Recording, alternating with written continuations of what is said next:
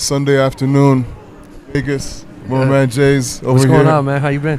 I'm good. I'm trying to survive the heat out here, but I'm straight. Yeah, as long as you stay inside, you'll be all right. Especially inside the store. I know there's a lot of people logging on, live streaming. Say thank you to everyone for logging in. We're just going to have a conversation. I talk a lot with the sneaker school, just trying to educate people on how to get into industry. You've built something amazing. First and foremost, congratulations on all the hard work. Let's have a conversation and just share, some of the things you've learned, some of the good things, the bad things. We'll take it a whole bunch of different places. Sounds good. I mean, since I've been here for the last, 24 hours, a lot of people have been telling me you have a crazy story. I think it's always important to start with your story so people learn who you actually are, Okay. So I'm originally from Perth Amboy, New Jersey. I'm Puerto Rican, right? I went to school in Edison and kind of been all over the place, right? Long story short, I lived in Dallas for about 10 years and it just wasn't working out. And I had a kid. And she's a little bit older now, but my mom was like, Jay, you're not getting any younger. You need to be next to your kid. And she was right. I think I was about 23 at the time. And I didn't have a job. I didn't have any money. Didn't have a cell phone. She gives me $20 and a plane ticket to come to Vegas. And she's like, you need to figure it out.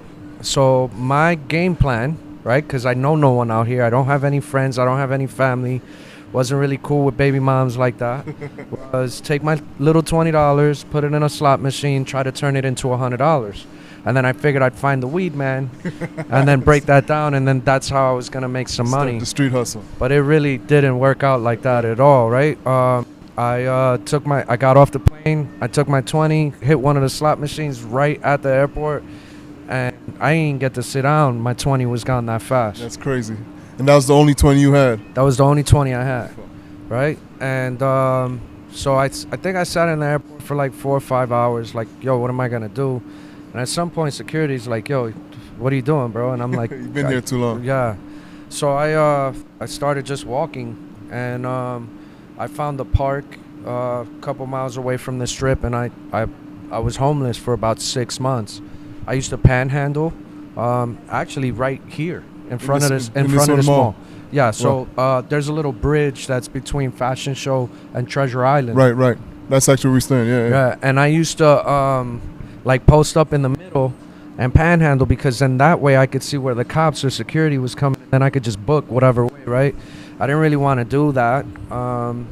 So like once I scraped up a little bit of money, I started selling water. Okay. And like buying cases and selling singles? Right. So I started doing that. And one day I randomly walked inside this small fashion show, and I saw a bunch of people standing in line for shoes. This was I think it was like a Thursday or a Friday night. And I'm like, yo, what are you guys doing? And they're like, oh, we're standing in line for sneakers. And I'm like, why? The store opens Saturday. Like it's a Saturday release based off of what you guys are telling me. Like, why are you here for days? And they started explaining to me like the fact that if they didn't get these shoes, they weren't going to get another chance, or that the shoes were going to cost more. So now I'm like really curious, right? Figure it out, yeah. So eventually I start seeing the same people over and over. Eventually I start standing in line for these people so they could go sleep at night, but I'm making a little side money. Right. So standing in the line. Yeah. So between standing in line, selling water, panhandling, my 3 little hustles, I was able to scrape up money to start staying in weeklies. Okay. Right? There was another spot that's like off the strip that I found that was like doing janky business where you didn't really have to have an ID or a credit card. Right. And then I got myself off the street and like cleaned myself up. Right. So now I get a job. I start working. I job hop, and I'm learning retail. I've been in retail since I was 14. Right? I'm a little older now, and I've like literally learned to deal with all walks of life. About 8 years ago, I was working for a pretty big cell phone company out here, and I got really sick. I started having seizures. I was on FMLA for a bit, and I wasn't right. Right, and like most Americans, I was living outside my means in an apartment I could barely afford, with furniture I shouldn't be having, clothes and cars. The American dream, right? Yeah. And I lost, like, the little bit of money I had saved up. I lost. I squandered in just trying to keep everything. I met my wife, Joni. At that time, we were just dating. But 2 weeks into dating, I'm like, yo, don't get used to seeing none of this stuff because probably not going to be here tomorrow. And, like, literally, that's pretty much how it played out. Like, I had to start selling my furniture. I get evicted out of my apartment. My car's repoed. Just when you start to figure it out. Right. 2 weeks into dating, I'm now living with her and her parents here in Henderson. Oh, wow. And she's like, yo, what are you going to do? And I'm like, hey, I think I'm going to try to sell sneakers. I think I could sell some sneakers to hold me over till I find another job, right? And I probably applied over 100 different places. Right. But everything I was applying for, I was either overqualified or they didn't really need, or I was underqualified. And obviously, I had done some things aesthetically to myself that made it a little bit difficult to get a job, like the tats on the hands, the tats on the necks. And Area 72 Barclay Posit was the first shoe that I winded up reselling. That's great. I was just about to ask you that next. And my wife and I, the game plan was to buy 3, and I bought 18. And 18 pairs. We sold 17 pairs for like 200 over retail. Right.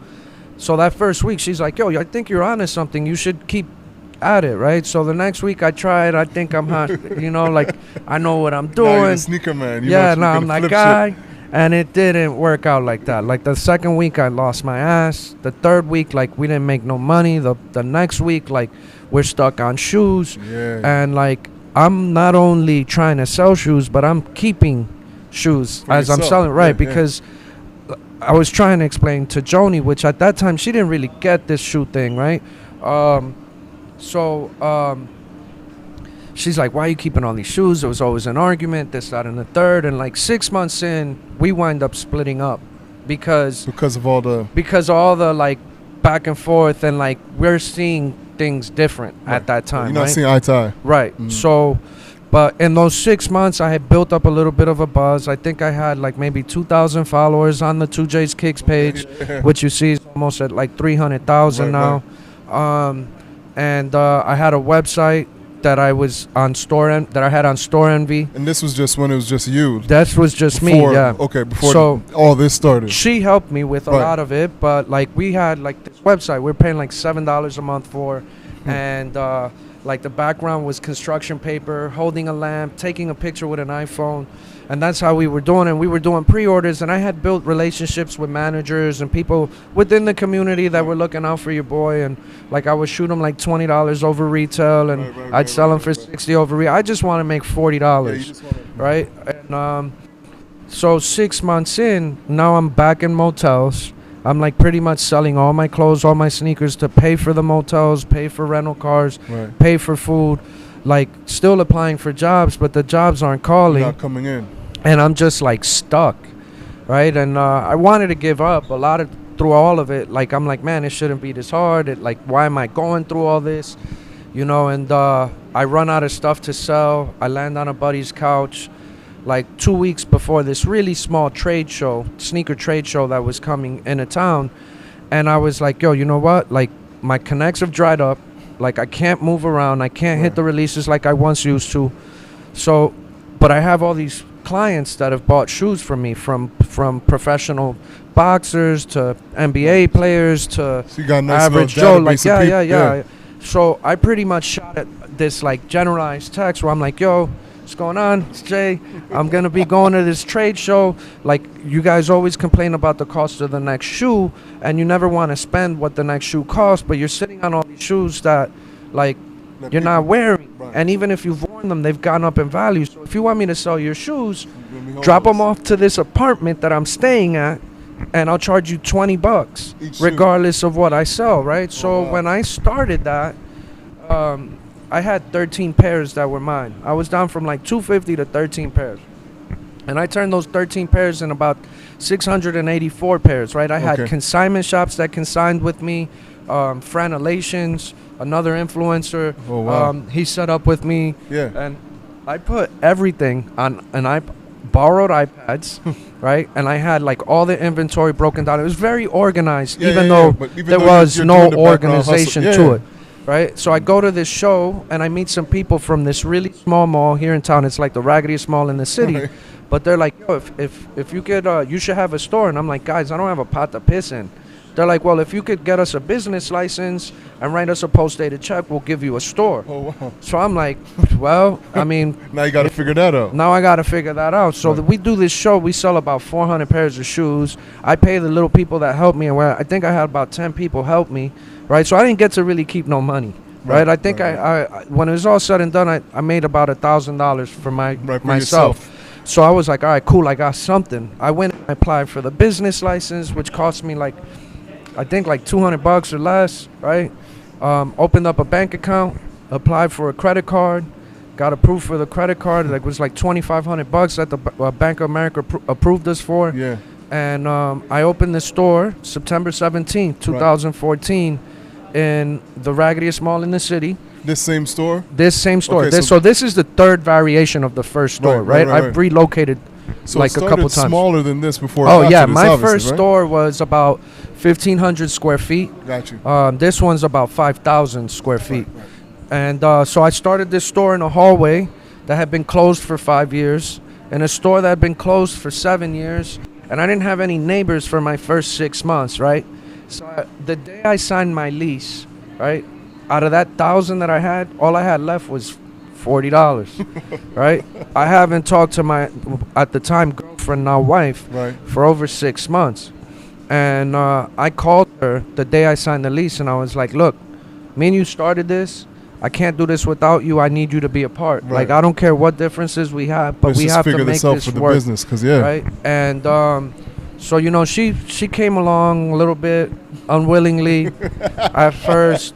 You know, I looked at her and a buddy of mine that helped me start it, and I was like, yo, here's $40. This is all I have from here on out. Like, I'm going to give you all my time and effort.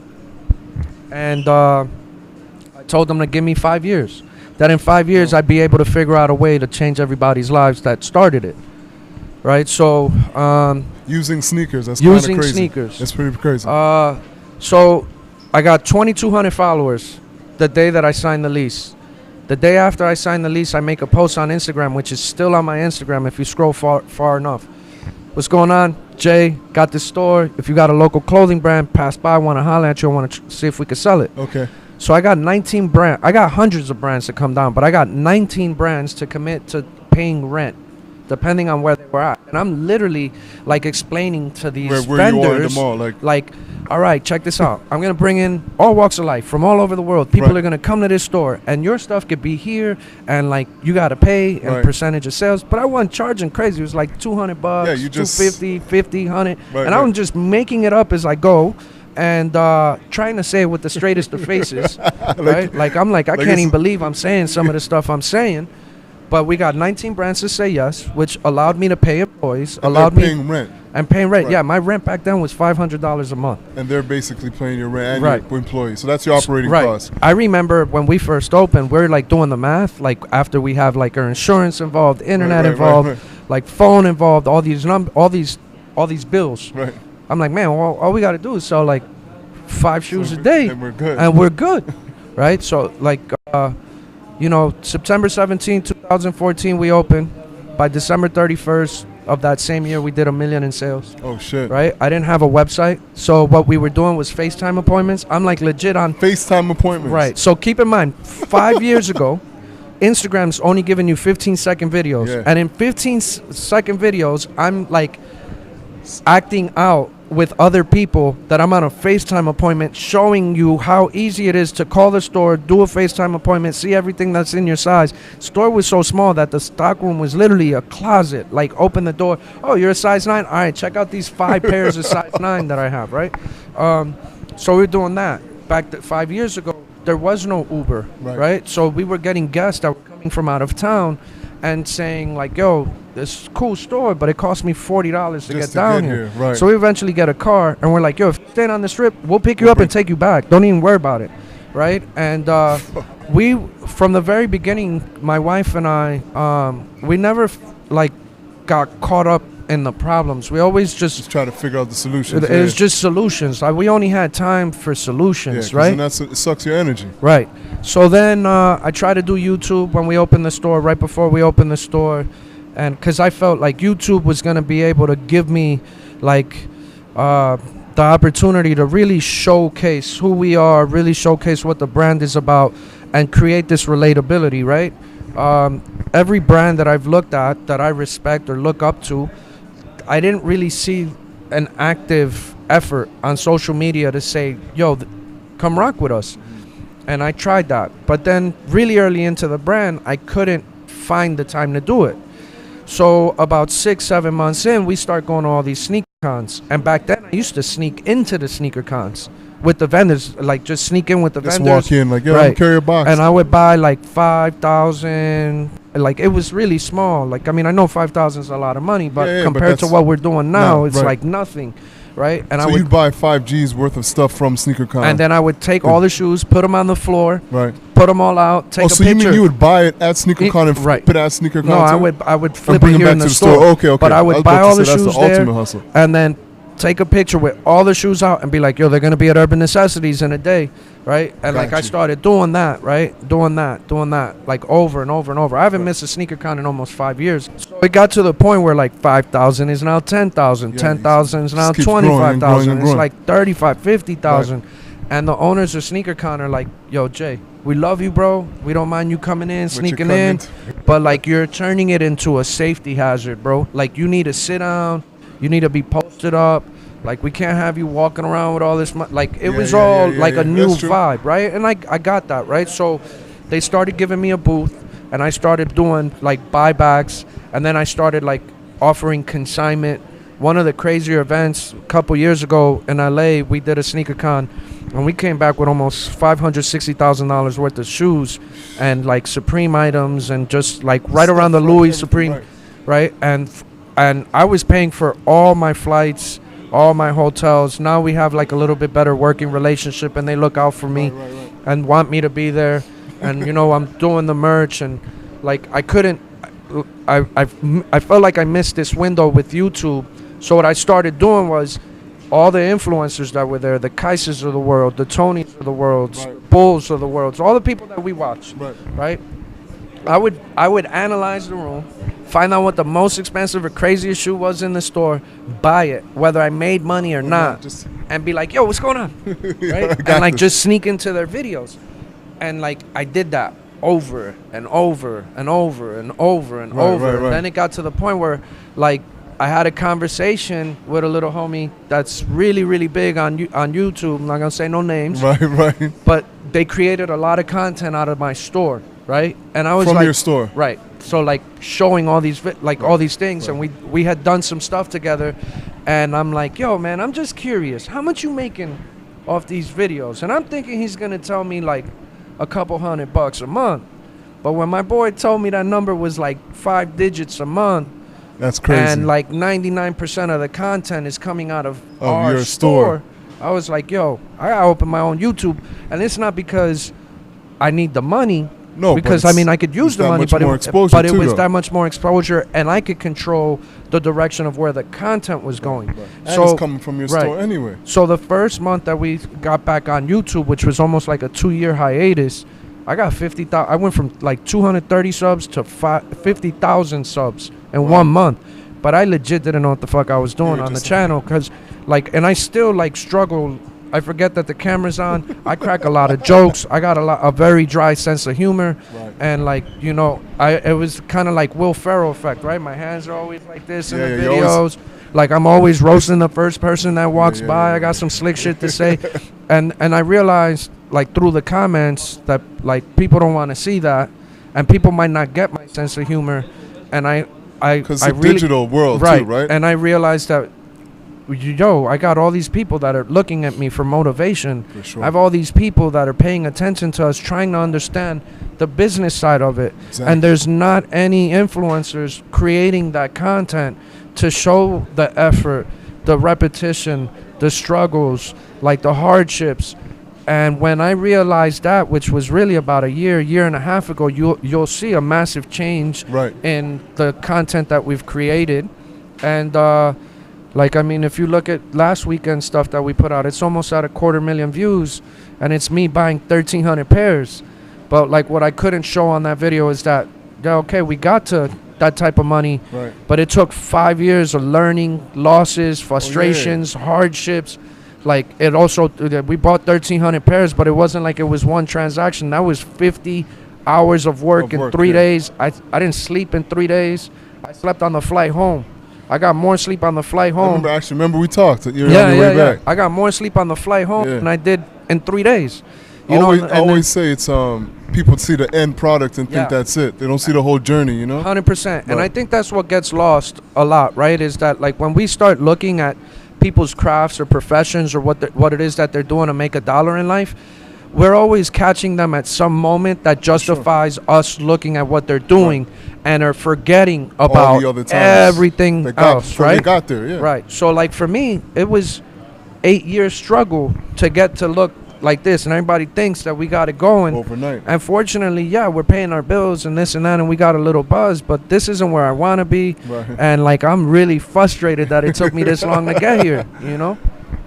I mean, you see it this morning, like, you saw me running around like a chicken with no head, directing this whole staff. I mean, it's one of the things I'm always talking to the students. They think it's super easy, you know? A lot of them are trying to build brands these days, and that's why I was asking earlier about your teas and your brand. Like, if you could share with them cool ways to build a brand, you know? I mean, I think that the biggest part is you got to tell the story, even when you don't want to tell the story, right? It's always going to be new to someone when you tell it. And if you're not passionate about telling the story, why would I rock with you? Like, why would your consumer want to spend with you if you're not going to sit here and explain the benefit or the message behind the brand, right? And you can't get caught up in thinking, another thing is not every idea you have is going to be supported by everybody that supports you, right? Like, you can't, like, yes, be yourself, be original, push your message, but there's going to be some things that you do that you're not going to like, that everyone's going to love, and vice versa, right? Roll with it. Like, C's. Here, I'm going to bring C's in because he'll make you laugh. You remember when I was like, yo, we got to do a camo UN shirt with infrared stamp logo?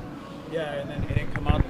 So you had the idea to make the shirt. Right. It came out nothing like you pictured it. Like bubblegum. So I remember when the shirts came out, I started putting them on the floor because normally when we get new product, we want to rush it to the floor. So you take a look at them, you're like, yo, what is this? Like, no, we're not selling this. Throw it in the back. So I remember those boxes sat in the back for weeks. And at the time, our staff was like 16 to 18 years old. Oh, wow, so they kept going in the back. They're like, hey, C's, what's this? What's this? And Jay was like, hey, don't touch him. Leave him alone. Leave him alone. So, you know, the kids are like, hey, you know what? Jay was like, hey, you know what? Here, you take a shirt. You take a shirt. Staff started wearing the shirts, and customers started asking about them. Where'd you get that shirt? Jay finally gave in. We put them out. They sold out. That's a crazy story. So that's a great example of what I'm talking about, right? You can have your own plan, but it doesn't always align. You have to be able to try everything. You can't, like, especially starting with nothing, which so many of us do, right? We start with this, like, wishful thinking of, man, I think I could create something. And then we get caught up and, like, man, that's effort. This is hard. Like, I went there, nobody talked about it. We just give up, right? No, and it's like, you got to keep pushing. It's reps. I say that all the time. Not everything that you're going to benefit from in one particular, like, tangible moment. Mm-hmm. Like, you could go to an event, make 20 shirts, the shirts won't sell, but you had interactions with people that got the wheels rolling. Okay, I remember this guy. And then the next one. Yeah, you planted the seed. And that's the thing, is you got to plant the seed. Absolutely. And you got to be okay with how long that takes, right? Like, when you look at, like, a bamboo tree, right? You know the bamboo tree story, right? That takes 4 or 5 years before it's tall, before you planted it, before you got to water it every day. No one sees the work underneath the ground, yeah. You can't cheat the process. You can never cheat the process. You might have some people that might be able to push you along the way a little bit faster. You might have some people that might tell you, yo, don't do it this way, do it that way along the process. But you got to go through it yourself, and you got to be okay with it not making $1 at that moment. And that's the biggest thing that stops everybody. It's like, oh, man, I got all these other things that I'm responsible for, and I can't do this that way. If you can't give up one to get what you want long term, then you shouldn't be doing it. Stay in your lane. Yeah, just keep doing what you do. I know we talked earlier a little bit about how much the industry's kind of changed. I mean, us being kind of older in the game. What's some of the things you think have changed a lot that you love to bring back? I mean, I think the culture is very healthy right now. Some of the older guys might not think that, right. But I've never been in this culture at a time where like all walks of life are legitimately accepted. Like, yeah, okay, we crack jokes about this guy or that guy once in a while, but that's just life. But the mere fact, like, look at this room. That's you got everything, old people, young people, people from overseas, people from across the street, people from, you know, and everywhere. they all know, like, they know what they're coming for, right. too. It's and not like it's, oh, this is Foot Locker. No, right. Like, they actually know what they're coming for. Yo, we're recording, bro. Thanks, bro. It's kind of like my YouTube videos just now. Right. We didn't script that, by the way. Nah, you know, it's if there's anything that I'd like to see come back, right? I think these brands, even though they say that they care, y'all really don't care, right? Like, you're sitting here, you're putting out product, you're saying it's about this and that, but then you're giving me a shoe or clothes that the quality ain't what it used to be. And I understand you got to cut $1 here to make better margins and this and that. But, like, I want to see, like, an example with SBs. Like, when SBs were coming out, like, and, you know, they were doing, like, these, like, crazy ideas like this, like the Cheech and Chongs and like stuff like that, where like there's stories, right, and qualities there. Like now everything is like paper and cardboard, and it's like the boxes are cheap, and there's like no extra the quality's being not done, there. right? Yeah. Like they're doing collabs with influencers, but the influencers are like hot and cold in the sense that like they're like, yo, okay, we want you to do all this, and then they only do it one time, one city, and like there's no buzz. It's not like Jeff, like I know everybody like gets on Jeff Staples' head about bringing up the staple pigeon, but that was such an icon. That was culture. That was dope, right? That was so culture. And these brands, they're like picking these moments in time where something like influential happened, and they're like, okay, let's do something about this, and then they forget about it, and there's no story. Like, like another shoe that like I thought was like a great concept was when they did the SBs or the Dunks. Like the A's versus Reds. Oh, yeah. Bro, they dropped the ball on that so hard. But that was like such a, like, those were battles back in the day. Like, and those stories aren't told. The paid in full stuff, not told right. Like, you know what I mean? So I'd love to see that come back. What do you think that is, though? Is that internally the brands? Like, I don't think them not hiring the right people? No, I think it's like the same struggle that every business owner is going to get when there's someone else that cuts the check. Right, you're gonna have creators that want to do all these things, right? And they take this wall, this blank canvas, and they throw all this stuff on the wall, and they're like, "Yo, I want to do this, blah, blah, blah," right? And their contact is like, "Yeah, that's dope. Let's run it." And then it goes up, and they're like, "Cut this out, cut that out, cut this out, cut that out," and this is what your check will be, right? So you lose it along the way, and that's always gonna happen, right? That's part of it. That's very frustrating, and that's one part that I think that these bigger brands, if they paid a little bit more awareness to that and were open to trying a little bit more, putting out less product, right? Like putting out less product and as far as volume, even though everybody wants everything. But look, at the end of the day, the only stuff that sells anything is if it's what? Authentic. It's got to be limited, right? So limit it, make it smaller, do these better quality drops, and give more people the opportunity to create. We have like, to me, there's not enough women creating.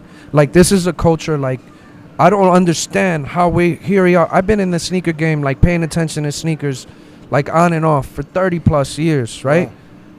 Outside of, like, you know, the stuff that's coming out in the last 2-3 years, it's like, what women are playing a role in this, right? And, like, how many people are in relationships, whether they're dating or married, like, how many couples come in here and they both rocking heat, and there's nothing for women, and some of this women stuff's hot, bro. Like I wear women's sneakers. I don't even care.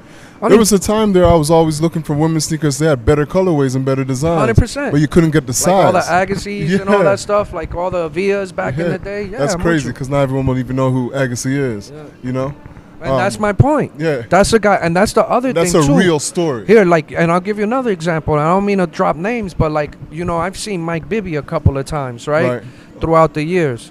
And if you remember Mike Bibby, like Bibby was one of the first NBA players that had like alternate variations of certain Jordans, right? He was a sneaker guy. He had like colorways on top of colorway. Like any team he was on, he had his colorways. Like home and away, he had multiple. But like it was crazy, and he created a lot of buzz without really getting the push from the brand, right? Rip Hamilton was the same way. Lot of buzz. And I sit here and I talk to Mike, and I'm like, yo, bro, how come you never got your own sneaker? Yo, bro, how come none of your PEs ever came out? And he's like, yo, they don't care. I'm too old. I can't relate to these kids. Well, you can't relate to the. I know it's a no, but he can't relate to those kids because they're not allowing him to tell the story. They're not allowing them to show the journey, and that's what I like. That's where these brands are missing, right? That's where these brands, I think, need to really pay attention to, like the streets, right? Like these consignment shops, like the Riffs of the world, like Riff LA. Like I'm a big fan of Riff. Right. Those guys have been around 10, 12 years. Like you can't tell me those guys can't curate something that the streets would eat up. Oh, for sure. Right? They have all the stories in their back pocket. Round 2, Sean did a great job with a shoe that's still like, the buzz is crazy on that shoe. Like they're over $1,000, most of them. Like that's crazy. That's the thing is they keep letting Travis touch shoes. They need to grab like the right influencers. They need to grab the right people that are in these streets, living it day to day, and let them tell their stories and create, because that's what it needs to get back to that like boom bap era. That's when the stories are going to be told and people are going to have fun again. It comes, that's where the culture was built, right? Let's jump back to the business side real quick. Okay. Like I said, everyone always sees the end product. What's something you could share, or a story you would share with people who want to start their own store, or insight, advice about, the hard times? Because I know no one gets to see those. I always say that. I can't tell you how many times I've legitimately had conversations like, man, I don't know if we could open a mall with my wife, right? And especially early on. Most businesses don't make it past their first year. Hardly none of them make it past year 2. And by year 5, most of them are out of business. Right. When you want to start something, like if you sit here and you look at like stores, your favorite stores, and you're like, man, I want to have a store like that, or I think I could do better than that. Like, here's a couple things you never factor in. People stealing from you, right? I'm not sitting here saying that people are stealing from me left and right. It's happened in the past. But when it happens, it's when you least expect it, and it happens when it hurts you the most, right? Those are things that you can never factor in. And then if you get something stolen and you have insurance that covers it, you don't get your money right then and there. It could take a year and a half. Like, I'll give one example. I had $20,000 worth of shoes stolen from me from an ex-employee, right? I paid my consigners out instant, so I'm out $20K, right? It took me a year and a half to get that money from my insurance. And it was like I was the thief when I was in court explaining why these things, like even though I'm showing them what market is and value and have receipts that I took this. So that's one thing that a lot of people don't factor in. 2, like when growing a business, if you want to open like a resale store, do as much as you can while you don't have the overhead. Travel everywhere. Go everywhere. Show the consistency, because the second you open a store, everybody's going to get this like owner's disorder, right? Where you feel like you got to do everything yourself. I still struggle from that. Like, it's hard. It's like learn how to delegate. Be okay with the errors that are going to happen, because not everybody's going to do it the way that you want, right? And you have to sandwich the good, the bad, right? So you got to like start off complimenting, tell them what's wrong, and with a compliment. You start having to deal with people all the time, tough. It changes the whole thing. I have about 50 plus employees between 2 stores. By the end of the year, it'll probably be over 100 employees. And I don't feel like I'm a boss.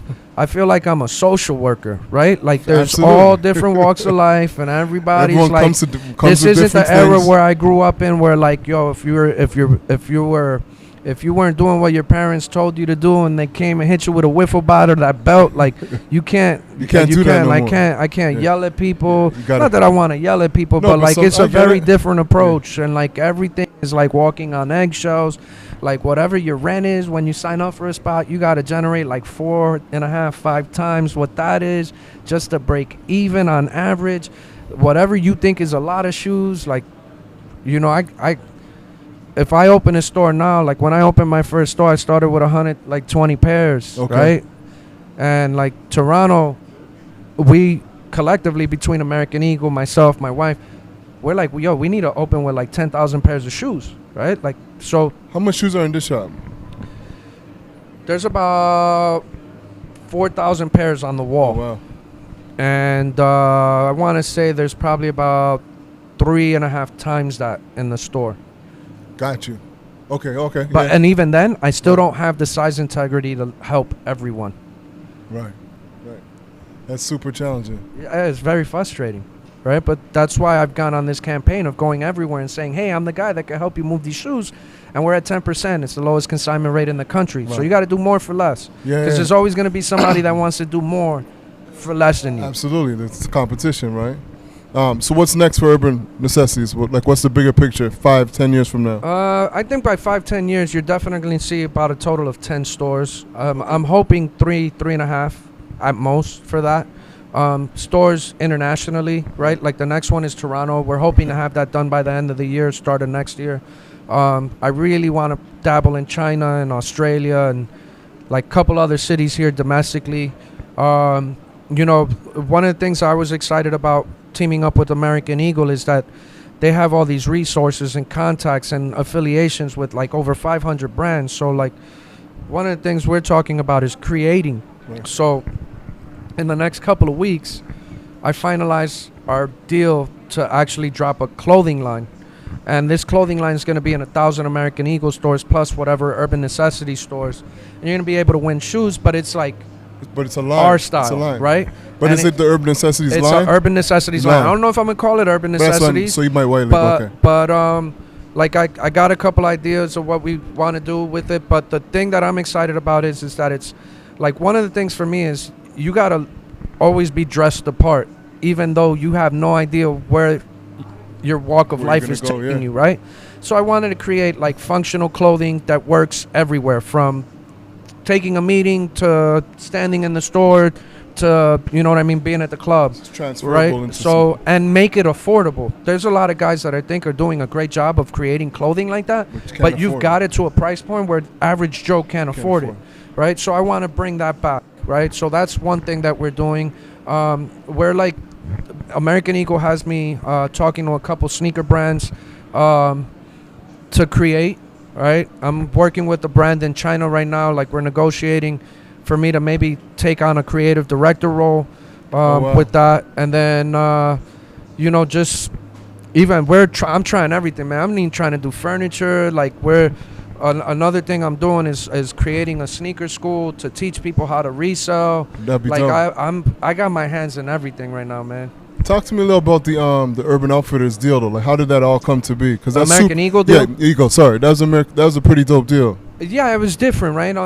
You know, one of the things I still give a lot of credit to with that meeting and like teaming up with them is like ignoring my emotions or feelings about doing something and just doing it because like it was the right thing to do, right? I went to a trade show that I didn't want to go to that for 7 years I've been going to and was absolutely no monetary benefit for, and like my store was buzzing at the time and like a lot of foot traffic, a lot of influencers were coming in, and I was like, fuck it, I'm gonna go anyway. And I saw a good friend in Mayor. Mayor was like, yo, Jay, I need you to go talk to these guys from TACMA and tell them your story. Right. Mayor at that time was a brand ambassador for TACMA. TACMA stands for They Could All Kiss My Ass. And it's about doing stuff your own way, not seeking approval. Right. A great message, right? And I like quality of it was really dope. LeBron's worn it.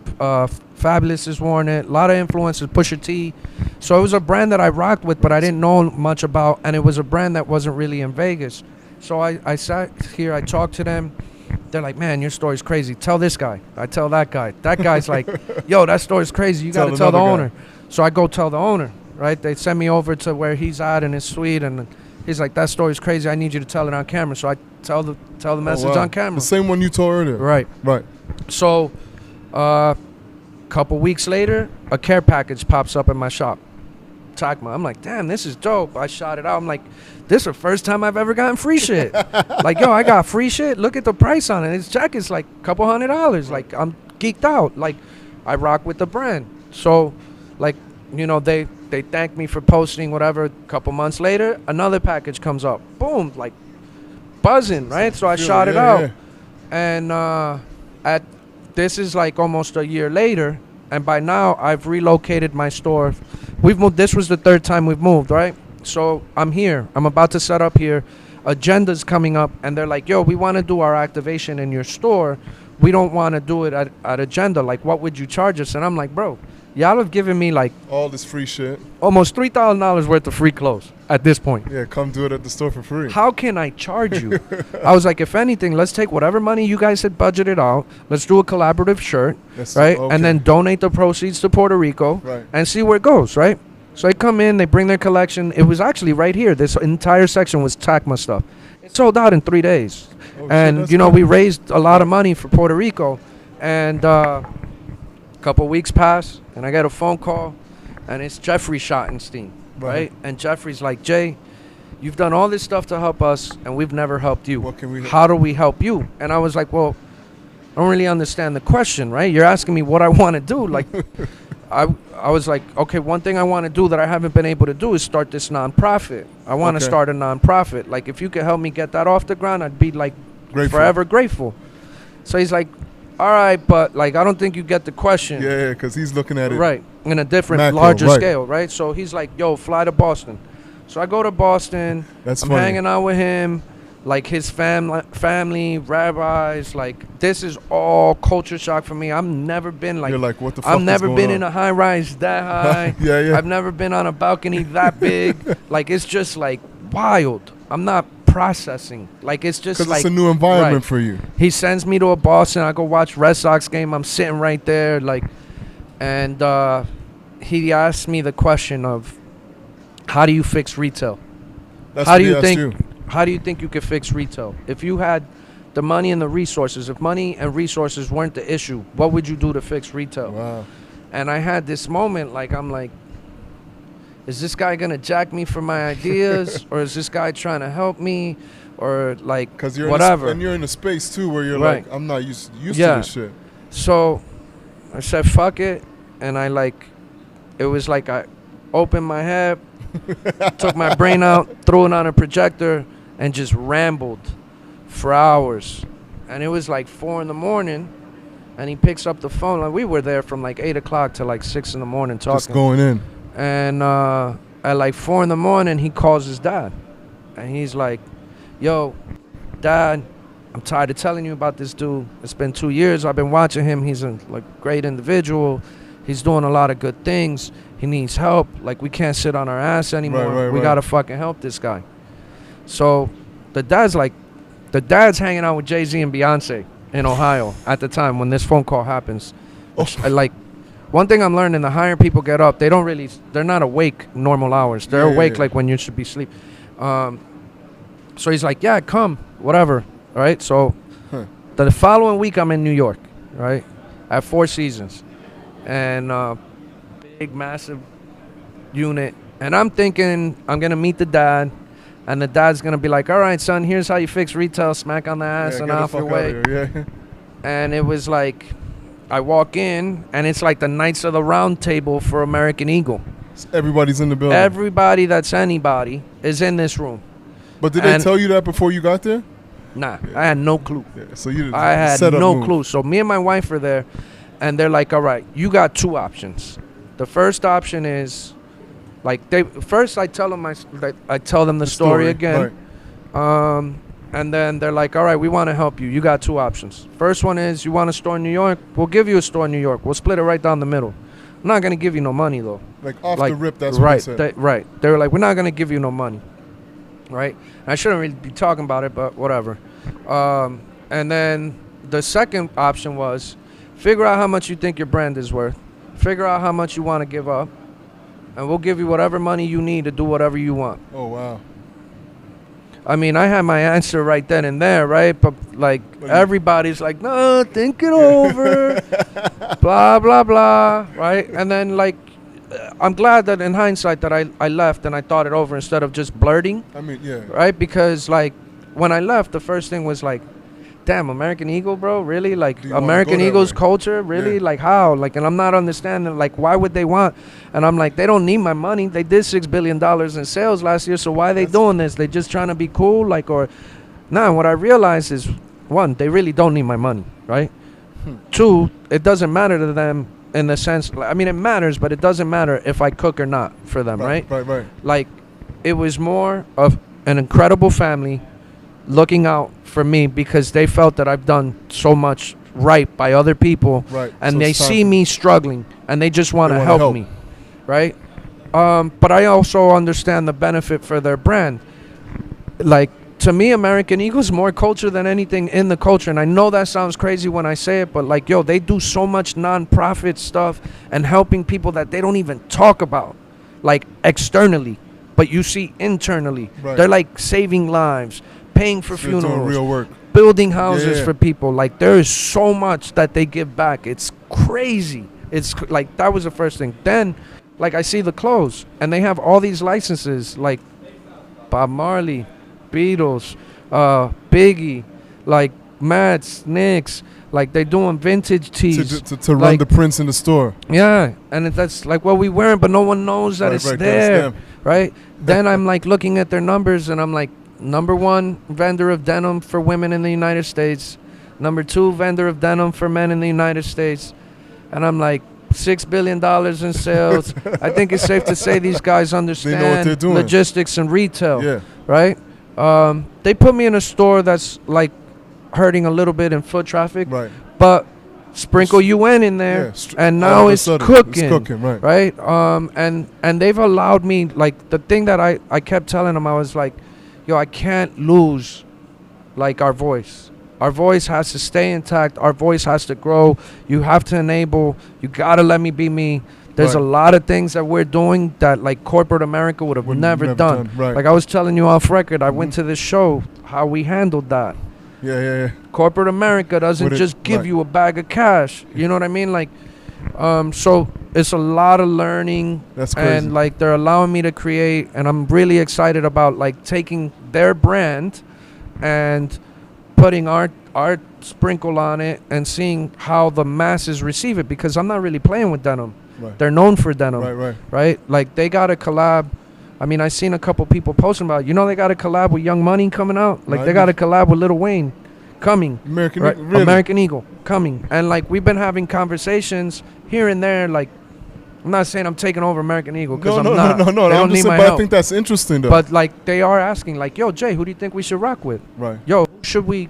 So they're trying, right? And it's more than what I could say about any other brand out there. For me, it's like the intersection of culture. And by the way, that's dope, because, like, you're right in the middle of, like, a shift. And you can almost say, even though you're being humble about it, you do have a little bit of a responsibility about that. No, yeah, we definitely have a responsibility. I don't think people understand the magnitude of what this collaboration is, and I don't think people will see it for another 5-10 years. Oh yeah, I mean, I see it clear as day right now. No, I do too. Yeah, that's. You know, I think that this is like what it's going to create once we get to where we need to be, which is going to happen really, really fast. Right. People are going to be like, all right, what's the next urban necessities? And it might not be sneakers. It might be clothes. It might be a barber. It might be tattoos. But you're going to see, like, the Abercrombie and Fitches of the world trying to find that next one. Well, they're going, I mean, that's why started a shift. Yeah, and it's great. Yeah. Like, no, it is great. That's why I'm so caught up in putting out this positive content and the repetition. Not to show people, like, yo, look at all the shoes I have, or look at all the cool clothes I have, or look at all the places I travel. No. Get caught up in all the hours I'm putting in. Yeah, the work. Get caught up in all the conversations I'm having to have. Like all the sacrifices that we're making. Not for me. Right. It ain't for me, because I could have chilled out and stayed in that other store, and I would have been making way more money with doing a lot less. It has to be something bigger. I'm doing this for the culture, to show the people that, yo, you could succeed, you could do more stuff if you put the right energy into it. Right. You know, like, because I'm killing myself, bro, and I'm making less. Like, you know what I mean? But I'm having fun. You have a bigger goal. Yeah, you know? a way bigger goal. In closing, anything you want to share with, like, people listening, just your story, just things that you want to share. No, I just appreciate people taking time of day. I know I yap a lot, but that's what it's about. I generally appreciate people that have anything positive to say when they come in, or like the DMs or emails that we receive that tell us like, yo, because of you, I did this. Right. Like that's what motivates me. Keep sending those, man, because that's the energy I need. That you need. Right, and just use the Urban Necessities like platform to be your motivation to go out there and do it better than me, because okay, we've built this into a business that did 20 million in sales. It's probably gonna do almost double that this year. But I'm fucking up the whole way through.